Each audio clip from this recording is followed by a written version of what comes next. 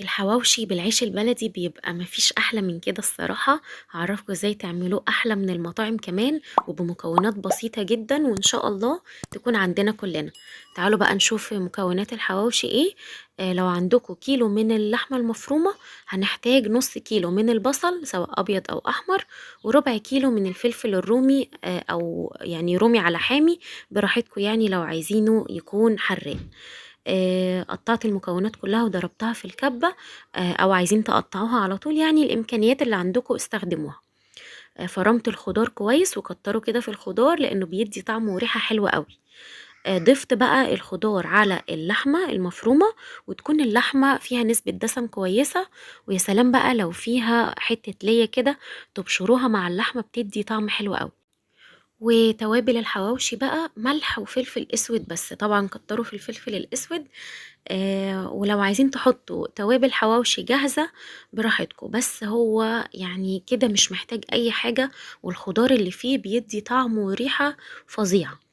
عجنت اللحمة كويس عشان الأنسجة تتداخل في بعض كده، وسِبتها في التلاجة ترتاح شوية، وبدأت أحطّها جوّه العيش، وحطّوا كمية تكون كويسة، يعني املوا الرغيف علشان اللحمة بتكِش مع التسوية.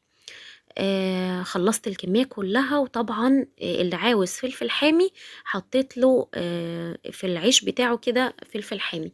أنا أصلًا مش عاملة العجينة حامية علشان كل واحد على حسب ما هو عاوز. خلّصت الكمية وبدأت بقى أسوّيها.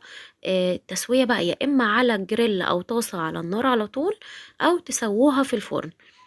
تسوّوها في الفرن إزاي؟ بتحطّوا معلقة زيت كده على العيش، تدهنوا العيش بالزيت ودخّلوه الفرن وسيبوه يستوي براحته، يتحمّص العيش براحته.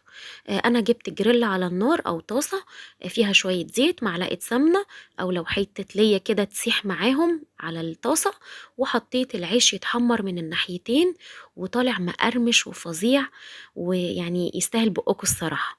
فجرّبوه بالطريقة دي وإن شاء الله يعجبكم. ولو عايزينه يبقى فيه ريحة الفحم، بعد ما تخلّصوه تخلّصوا الكمية كلّها، تجيبوا فحمية تحطّوها، وتحطّوا طبعًا فحمية مولّعة وشوية زيت، وتطلّع الدخان بتاعها، وبيدّي نفس ريحة التدخين بالضبط. أتمنى تجرّبوا الوصفة وإن شاء الله تعجبكم، ولو عجبتكم اعملوا لايك وشير للوصفة، واشتركوا في قناتي على اليوتيوب إسراء غرس الدين، واعملوا follow لصفحتي على الفيسبوك مطبخ إسراء غرس الدين.